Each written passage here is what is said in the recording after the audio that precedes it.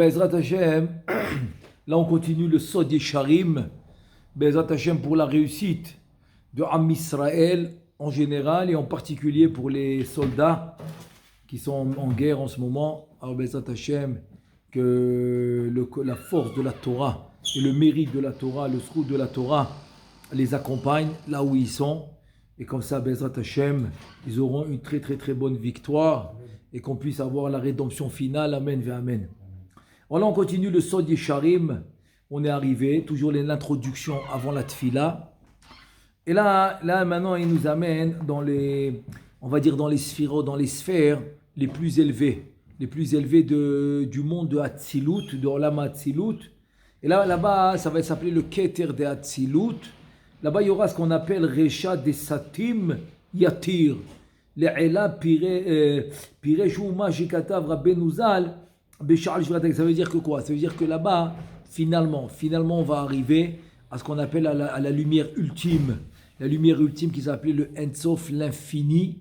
Que l'infini, finalement, sans qu'il s'habille dans les sphères et dans les partsoufim et dans les lettres et dans les Shem Hashem et dans le Yudkevavke et dans les Adanut et dans Elohim, dans Tzvakot. S'il n'y a pas le Ensof qui s'habille à l'intérieur, il n'y a pas de force. La lettre en elle-même, elle n'a pas de force. Parce qu'en haut, il n'y a pas de lettres. Si on monte en haut, on va trouver des lettres? Non, il n'y a pas de lettres. C'est vrai que l'homme a été créé à travers les lettres de la Torah, mais ça c'est déjà dans Olam Asiya, dans le monde de l'action, dans le monde où il y a besoin d'un Kéli, où il y a un Kéli matériel, physique. Donc c'est pour ça qu'on a besoin de la lettre pour contenir la lumière. Donc finalement, on doit être des contenants de lumière, c'est-à-dire on doit être des récipients. On doit être des récipients de lumière. Donc maintenant, si on est des récipients de lumière, on pourra arriver au plus haut niveau de récipient de lumière, qui est dans le Olam Hatzilut, comme il dit le Sha'ar Mamari Rashbi. Ça fait partie des Shmoné Sha'arim, des 8 Sha'arim, qu'il a écrit Rabbeinu Chaim Vital au nom du Harizal, qu'il a reçu d'Eliyahu Navi. Et là-bas, il dit que finalement, la Neshama, elle est faite de toutes les sphères et de tous les sphirotes. Et donc maintenant, voilà. Donc le plus haut niveau, c'est celui-là. Et là, il va s'appeler dans les noms des partsoufim, il va s'appeler Ak. C'est quoi Ak? C'est Adam Kadmon Lechol Akedomim.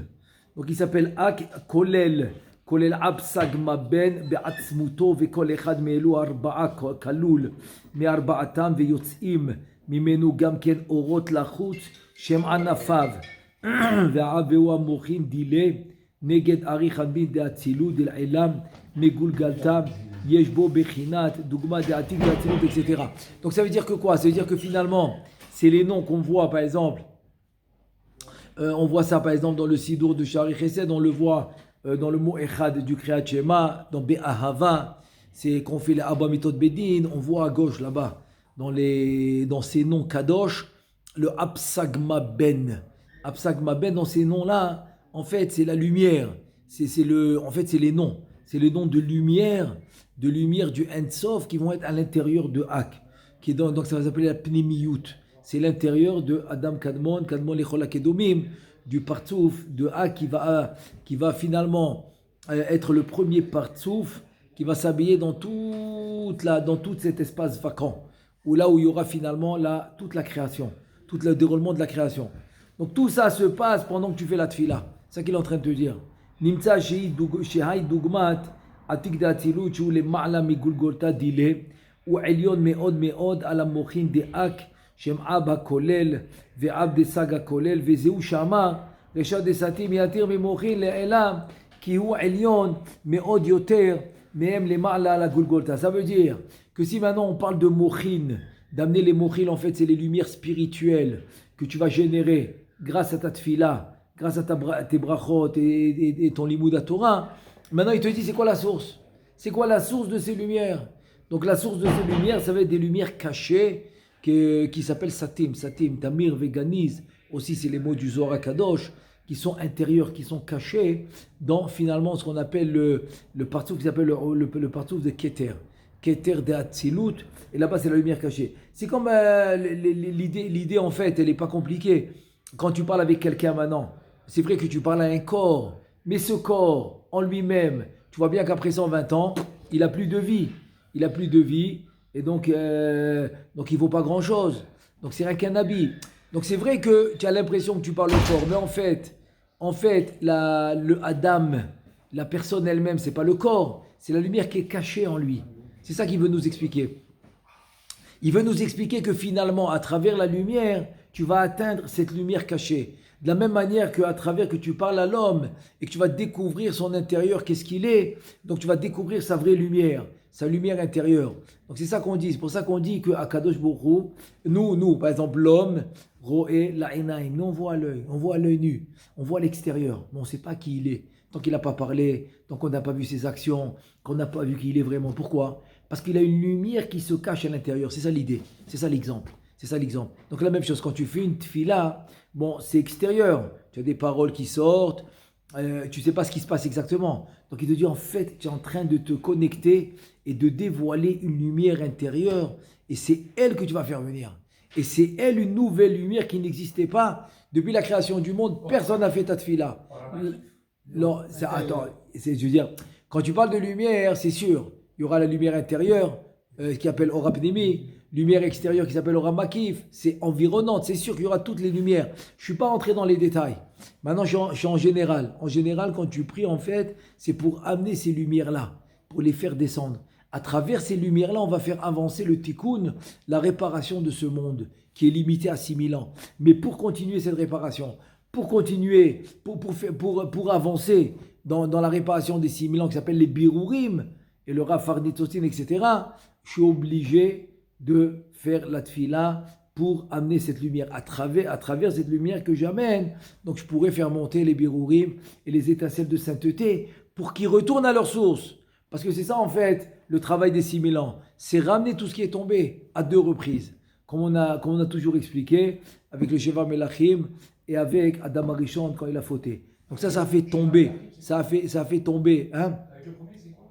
Le premier, c'est le suivant. Il est en allusion dans le Parashat Vaishlach, dans la montée la 7e montée, le Shve'i.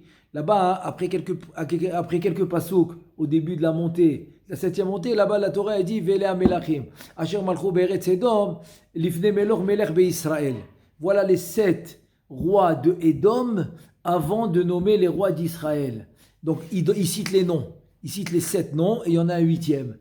Donc, c'est quoi ces noms-là?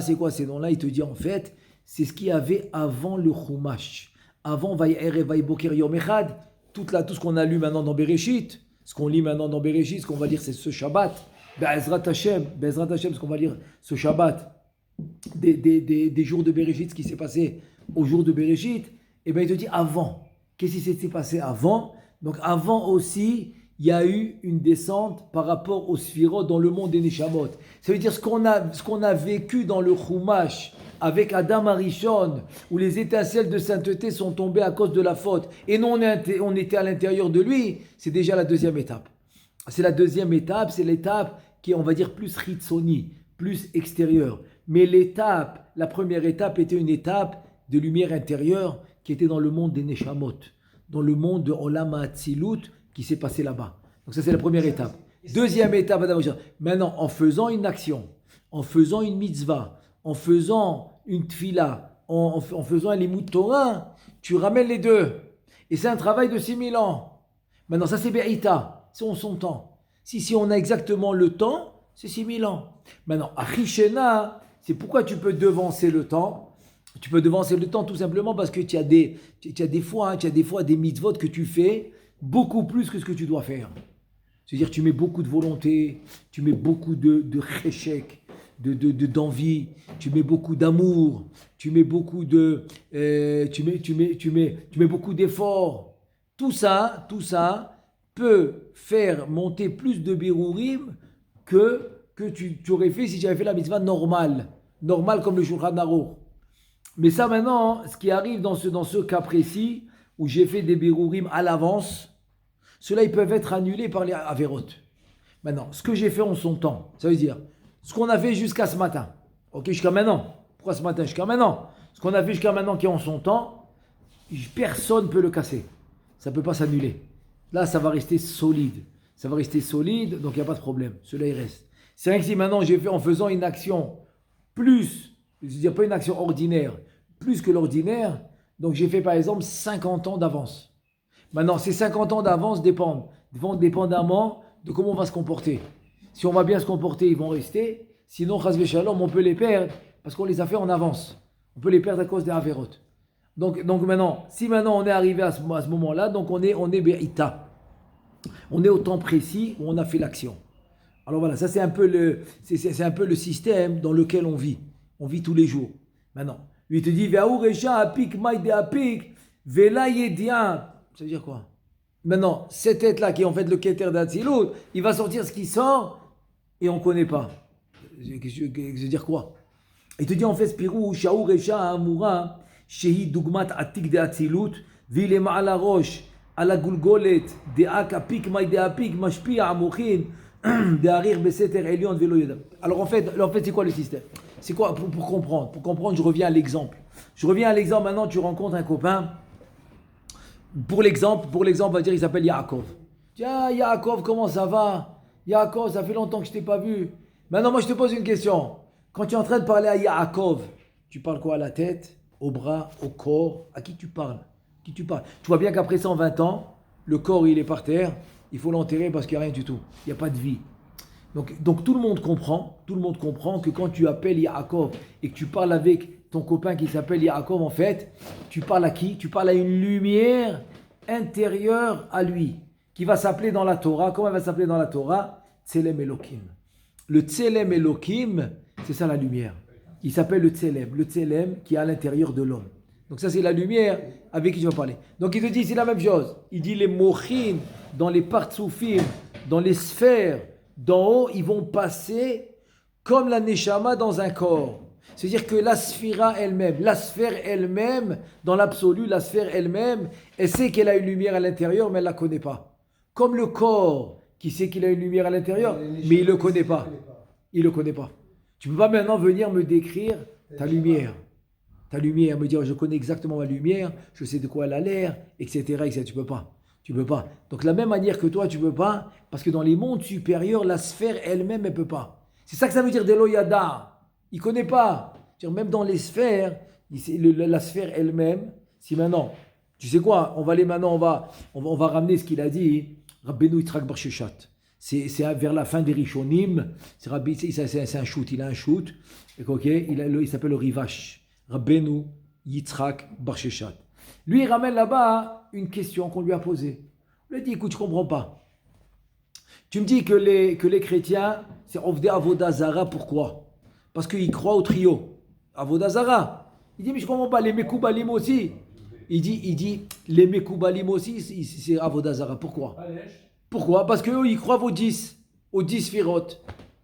C'est-à-dire qu'en fait, les sphirotes en elles-mêmes, les sphères, c'est des récipients. Ce qui vont contenir des lumières.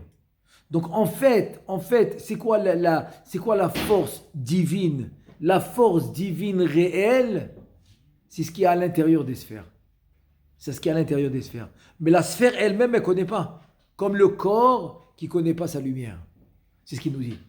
Donc ça, c'est un peu le concept un peu des sphères avec les partsoufim, etc. Parce qu'en fait, un partsouf, c'est une entité de 10 sphères. Comme l'homme qui est un partsouf. Pardon? Bien sûr, plusieurs partsoufim. Dis-moi, Esav, il s'est prosterné combien Yaakov, il s'est prosterné combien de fois devant Esav? 7? Chazak. Il s'est prosterné 7, et s'il s'était prosterné 10 fois, il aurait complètement annulé. C'est pas plus que 7, hein, c'est donc 7. Non, justement, 7 parce que le sar de Esav l'a arrêté. Il a tout fait pour l'arrêter, parce que s'il avait continué, il aurait annulé complètement. Parce qu'à chaque fois qu'il se prononçait, il l'a affaibli. Et comme la même manière que dans la Kedusha, elle a 10 niveaux de sainteté, c'est-à-dire 10 niveaux de sphirotes, de sphères kadosh. Et ben la Sitra a la même chose. Elle a 10 niveaux, elle a 10 sphirotes. Chaque fois qu'il se prosternait, il a fait c'est qui? Il a fait une des 10 sphirotes. Il fallait pas. Justement, c'est qu'il voulait affaiblir tout le monde. Il voulait affaiblir les 10. S'il avait réussi à se prosterner 10 fois, et ben, Edom, ce serait comme des poupées devant nous. Ils auraient aucune force. Donc, qu'est-ce qu'il dit Rachid? C'est 7 fois, hein, c'est marqué, non? Oui, parce qu'en fait, Parce qu'il y a un mec qui m'a dit non, c'est 8. 8, c'est 7. non, c'est 7, c'est 7. Absolument, absolument, c'est pas 8. S'il avait fait 8, on aurait gagné. On aurait gagné. C'est-à-dire la force qu'ils ont, c'est pour les 3 fois qu'il ne s'est pas prosterné. Je n'ai pas compris, ça nous a été donné comme un problème, hein, parce qu'on s'est prosterné. Non, ça c'est le pshat. Ah, le chat. Ça c'est le pshat, c'est pas le sod. C'est pas le sod. Yaakov Avinu, c'est mitato shlema, shalem, Torah emet. Yaakov c'est emet, c'est Torah emet. Et donc lui, il n'y a pas de, il a pas de faille. Donc selon le sod, tout était calculé. Et il a très bien fait. Avec comment on l'appelle, de Esav, le sar. Le sar de Esav, c'est lui qui l'a empêché de finir son travail. Donc s'il avait fini son travail, s'il avait fini son travail, donc il aurait fini les 10. Maintenant, la force qu'ils ont, c'est pour les 3 fois qu'il ne s'est pas prosterné. Et imagine-toi, il ne s'est pas prosterné du tout. Mais ça aurait été catastrophe. Catastrophe. En fait, c'est ce qu'il voulait Yitzhak. Yitzhak, il voulait. Pourquoi? Parce que si eux, ils ont la force, nous, on n'a aucune tendance à sortir de la Torah. Parce que dès qu'on sort de la Torah, boum, on se prend un coup. Pourquoi on se prend un coup? Parce qu'ils ont de la force. Donc, Baruch Hashem, qui s'est prosterné cette fois, ça lui a réduit sa force. C'est-à-dire qu'on peut avoir des riches dans Am Israël. On peut avoir, Chas v'Shalom, ouais, mais on peut avoir des gens qui ne sont pas dans la Torah. Ça a réduit la force de qui le savent. Oui, c'est pour ça qu'on peut avoir des gens qui ne sont pas dans la Torah. Comme ils ont trouvé un nouveau mot qui s'appelle Chiloni, par exemple. Chiloni, c'est dire Chofshi, qui est libre. En fait, ça n'existe pas un juif qui est libre. Mais pour te dire pourquoi cette situation est possible? Ben, c'est grâce à Yaakov qui s'est prosterné. Donc il a affaibli la force de Esav. C'est pas une faute alors, il a su ce qu'il faisait en se prosternant. Absolument. Incroyable. Absolument. C'est ce qu'il dit Rabbi Shimon Bar Yochai. Il dit aïe, s'il avait fini les 10 fois, on serait tranquille. Mais le sar de Esav, il n'a pas laissé. Donc il s'est arrêté après 7 fois. Mais attends, mais il nous a rendu service. Donc c'est pas comme le pshat. Parce que le chat, on a morflé pendant Oui. exil Oui. à cause de cette prosternations. Eh ben, ok. Ça c'est. Regarde, écoute bien maintenant l'expression que tu m'as dit. On a eu l'exil à cause des 7, oui. Ouais. Eh bien, moi je te dis, en fait, on a eu l'exil parce qu'il n'y a pas eu 10. Parce qu'il n'y a pas eu 10. Hein? Tu as compris?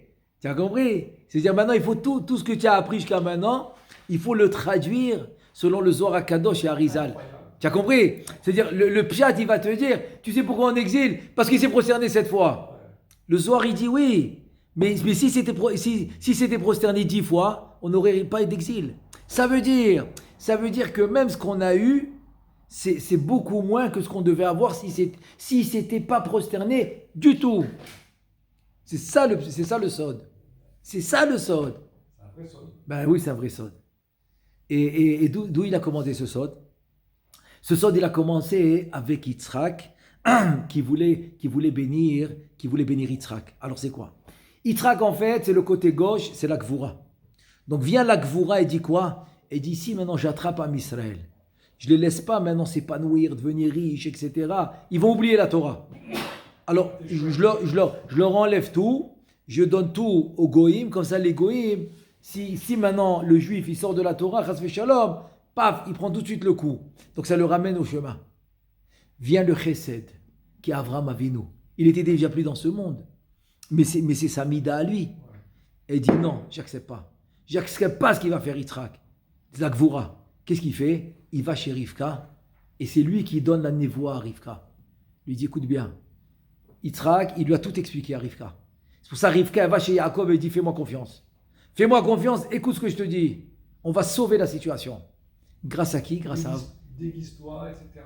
Ouais, déguise-toi, etc. Il lui dit mais il va me maudire. Il a dit ta malédiction est sur moi, t'inquiète pas. T'inquiète pas, ça va pas être une malédiction. Et il lui a dit, Yaakov il dit à Rivka, mais il va me maudire. T'inquiète pas, ta malédiction est sur moi. Ça veut dire quoi? C'est une bénédiction, c'est pas une malédiction. Tout ce qui va se passer maintenant grâce à ce que je te dis, ça va devenir ta bénédiction. C'est ça qu'elle lui a dit. C'est ça qu'il dit le Zohar. Le Harizal, comme ça il explique. Il dit en fait, vient le chesed, il sauve la face. Il sauve la face. Et c'est grâce à ça, que Baruch Hashem, même dans Ma'am Israël, il y a des forces, il y a un pays, il y a de la richesse, il y a tout ce que tu veux. Regarde aujourd'hui, avec ce qui arrive dans Israël, ça te prouve que ce pays qui est Israël, qui a à peine 75 ans, est une force mondiale qui est reconnue par le monde entier pour être un pays puissant. Pour être un pays puissant, je ne sais pas si tu réalises, c'est un truc incroyable. Pour un pays qui a à peine 75 ans. Il a 75 ans, c'est tout ce qu'il a. 75 ans, il a ce pays, et regarde devant le monde comment il est. Tout le monde parle de lui. Tout le monde est focus. Je ne sais pas comment dire en français focus, C'est qu'il dit aux gens qu'il n'a que 75 ans, ils vont se servir de ça pour dire t'amuses, nous on était là avant vous. C'est pour ça que moi je dis non, on a plus que 75 ans. Non, tu as raison, mais en fait, quand je dis 75 ans, c'est pas rien que par rapport à la déclaration. Moi, j'ai parlé d'une déclaration, c'est tout. Oui. mais c'est sûr que ce pays, on l'a reçu depuis Abraham Avinu. Ça, c'est sûr. Tu me fais rappeler une histoire très sympa. Il y avait une fois une discussion. Moi, tu connais un peu l'histoire. Dans l'histoire, à travers l'histoire, il y avait toujours ces discussions entre les curés et les rabbins. Et voilà que maintenant c'était différent. Il y a une discussion entre ce qu'on appelle les Caraïbes.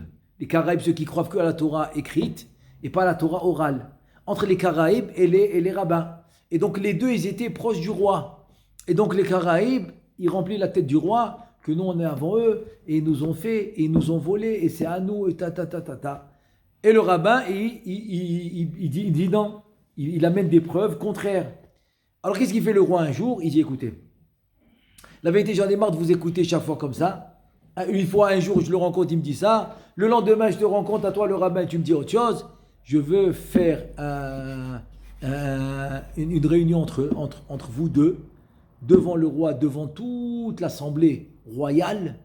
Et là, vous allez faire la discussion devant tout le monde, devant moi, je vais être là le roi, avec tous les ministres, toute l'assemblée royale, etc. Et là, vous allez faire la discussion. Ok, le rabbin, il accepte. Il réfléchit quoi faire, il réfléchit. Et Baruch Hashem Akadosh Baruch Hu, paf, il taken auto be'etzat tovom tokenes. C'est-à-dire, il lui a donné une bonne idée. Ok, le jour est arrivé. Ils arrivent au palais. Qu'est-ce qu'il fait le rabbin? Le rabbin, il enlève ses chaussures, il les prend dans sa main et il avance jusqu'à l'endroit où il doit faire le débat. Maintenant, imagine-toi, le roi, les ministres, l'assemblée royale, le rabbin qui vient avec ses chaussures dans la main. Alors, ça réveille on appelle ça hamoula, ça réveille toute une panique, pas une panique, comment tu dis ça? Un étonnement, c'est un étonnement extraordinaire qui arrive dans la salle. Qu'est-ce qui se passe? Le rabbin qui vient avec ses chaussures dans la main, mais il n'a pas honte. Et donc, tout de suite, le roi, il lui fait la remarque. Il lui dit, mais qu'est-ce que tu fais? Il lui dit, écoute, tu m'as demandé de faire la discussion maintenant avec les Caraïbes, donc ils sont tous venus de leur côté. Comme les Juifs aussi sont venus de notre côté. Maintenant, eux, ils sont venus de leur côté pour débattre. Alors sache une chose, que quand eux, ils étaient avec nous au Har Sinaï, dans le Har Sinaï, il fallait qu'on enlève les chaussures, parce que Admat Kodesh, parce que c'était Kadosh. Donc on a mis les chaussures de côté. Dès qu'on a fini de recevoir les 10 commandements, on retourne pour prendre les chaussures, et les Caraïbes, ils nous ont volé. Ils nous ont volé toutes les chaussures. Donc je ne voulais pas ressortir et ne pas retrouver mes chaussures. Comme ils sont tous venus, les Caraïbes, ils vont me voler mes chaussures. Tout de suite, le chef des Caraïbes, qu'est-ce qu'il dit? Il dit, mais c'est un menteur, on n'était pas là-bas. Oh. Les Caraïbes, c'est les curés, non, les Caraïbes, c'est les... C'est des juifs quand même. Oui, mais non, ils sont plus juifs. Ils sont rien qu'avec la Torah. La Torah écrite, c'est fini. Ils ont plus ce nom de juif, c'est fini. Pas du tout, c'est impossible. Lui, c'est quel secte alors? Eh ben aujourd'hui, ils s'appellent les Caraïbes, c'est bien sûr que ça existe. J'étais une fois à Ashdod et ça m'est arrivé de passer devant. Ils ont dans le mur, ils ont les tefilines. Ils mettent ils mettent les tefilines entre les yeux. Le Shabbat, il n'y a pas d'électricité. Le tevaru esh, bechol moshvotechem, pas de feu dans la maison. Donc le Shabbat, il n'y a pas de plata, il n'y a rien. Alors eux, ils pensent qu'ils doivent être dans l'obscurité. C'est ça qu'ils pensent. Alors que nous, non. On peut mettre la minuterie, on peut allumer la lumière avant, on peut allumer la plata avant. Et c'est de là que le minhag du chamin, c'est de là que le minhag du chamin est venu. Pourquoi on fait la daf? Pourquoi on fait un plat chaud, Shabbat? C'est de là. Il te dit parce que celui qui ne fait pas un plat chaud, il faut vérifier s'il n'est pas caraïbe. Tu as compris? C'est pour ça qu'on fait toujours un plat chaud pour dire non, on n'a rien à voir avec eux. Non, on n'a rien à voir avec eux. On allume parce qu'on a le droit de faire avant Shabbat. Ah, tu as compris l'idée? Comment le rabbin il l'a attrapé? Oui, mais là, tu m'as dit les curés et les juifs. Là, tu m'as dit. Non, j'ai dit les Karaïm. J'ai dit d'habitude c'était les curés et les juifs. Ah oui. Là c'était les Karaïm et les juifs. Donc qu'est-ce qu'il dit au roi? Il dit ils nous ont volé les chaussures au Arsinaï. Qu'est-ce qu'il dit le chef des Karaïm? Il dit mais non, on n'était pas là-bas. Oh, le rabbin il se retourne vers le roi, il dit tu as compris? Il dit que quoi, ils sont avant nous. C'est nous les menteurs et ceux. Ils n'étaient même pas avec nous au Arsinaï qu'on a reçu la Torah. Donc tu comprends que quoi? Donc tu comprends qu'ils sont venus après. Et voilà, tu vois, il n'a même pas eu besoin de discussion. Rien qu'en attrapant les chaussures dans sa main, il a trouvé le système. Comment les attraper? C'est incroyable ou pas? Pas mal. Et donc il dit comme ça, il dit Venahir, Maïde Nahir Kola, Bestimu Pirouche, Naasa Sod, Zivug Bemochin, Deak, Kula Bestimu, Kiu Betor, Pnimiyud Recha Deak, Shamu Venahir, Maïde Nahir Kola Bestimu. En deux mots, c'est comme ça. En deux mots, il t'explique que le but de ta bracha, le but, mais là, c'est la tfila. Donc le but de ta tfila, c'est pour arriver à connecter et à unir les sphérotes et les partoufim supérieurs, les plus hauts niveaux de Olam Hatzilut, qui s'appelle le Keter de Hatzilut. Et c'est ça que tu fais dans ta tfila. Et là, il te dit, Re'u de machshava ilaha le mrdafa batre ulit nahara mine פירוש הכוונה רצון דמחשבה אילהם שהם מהו בין הכוללים שהם מטיבור אקולמטה למרדף הבטרי בסוד עליית מן נוגבין כדי שיעשה הזיווג הקדוש והנורא התמיר ונעלם ההוא ולנערה בסוד קבלת השפע וסוד מוחין מיני. Donc en deux mots il te dit comme ça, il te dit ça c'est une chose, tu as envie de réaliser cette union parfaite de ces sphères et de ces partsoufim, donc Keter de Hatzilut, etc., tu dois faire Aliyat Man. Et c'est quoi Aliyat Man? C'est ton effort à toi, ton ratson à toi, ta volonté à toi de faire la chose. C'est-à-dire, si l'homme ne fait pas le premier pas, il n'y a rien qui se passe. Donc le fait que tu as eu ce ratson, cette volonté de venir à la synagogue, le fait que tu as voulu faire la tfila, que tu vas ouvrir le sidour et que tu vas lire, et tu vas commander, donc tu vas faire ce qu'on appelle le premier pas. Ça c'est Aliyat Man. Donc grâce à cette lumière que toi tu vas commencer à faire monter, alors il y aura le Horadat Mad, donc il y aura cette lumière supérieure qui va descendre, et c'est ça qui va causer. Et c'est ça qui va causer le Yichud. Et c'est pour cela que avant de commencer la tfila, c'est pour cela qu'avant de commencer la tfila, qu'est-ce que tu dis? Leshem Yichud Kucha Berichud Shrinte. Maintenant, dans le Noussar, dans la Girsa originale du Harizat, c'est les Yachada. C'est unir les Yachada Kucha Berichud Shrinte.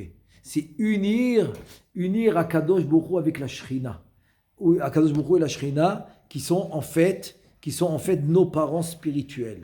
Maintenant, pour les unir à eux, il faut qu'aviachol, que les lumières, ils montent tous les niveaux jusqu'à Keter d'Hatzilut. Et là, comme ça, il y aura vraiment l'union, et ça c'est encore plus haut maintenant. Parce que là, on a parlé d'Absak Deak, en fait, qui est encore plus haut, qui est encore beaucoup plus haut. C'est le début de Otzrot Chaim, qui parle là-bas des lumières. Je ne sais pas si tu es familier avec Otzrot Chaim, là-bas, il parle des lumières de Achaf. Achaf, c'est Ozen Chotem Pe. C'est des lumières qui sont des oreilles, des narines et de la bouche. C'est un niveau beaucoup, beaucoup plus haut qui va préparer. C'est ça finalement qui va préparer on va dire le binyan et la construction du Olam HaAtzilut. Du Olam HaAtzilut, que c'est là-bas où tous nos mitzvot et tous nos tfilot ils vont arriver. Et pourquoi? Parce que quand il y a eu cette première étape, que les lumières sont descendues, donc c'est là que la Bria, Yetzira, Asya a été créée. Sinon nous, on va dire dans le programme idéal, on devait être rien que dans le Olam HaAtzilut. C'est pour ça que Moshe Rabbeinu, Ba'ala de Matronita, Moshe Rabbeinu, lui, il a atteint ce niveau. Il a atteint ce niveau. Chanor, il a atteint ce niveau. C'est pour ça qu'il n'a pas besoin d'être enterré. Moshe Rabbeinu, il n'a pas besoin d'être enterré. Hanor, il n'a pas besoin d'être enterré. Eliyahu Hanavi, il a eu ce niveau. Il n'a pas besoin d'être enterré. Tous ceux qui n'ont pas eu besoin d'être enterrés, ils sont retournés au niveau original. Et c'est le niveau qu'on aura après les 6000 ans.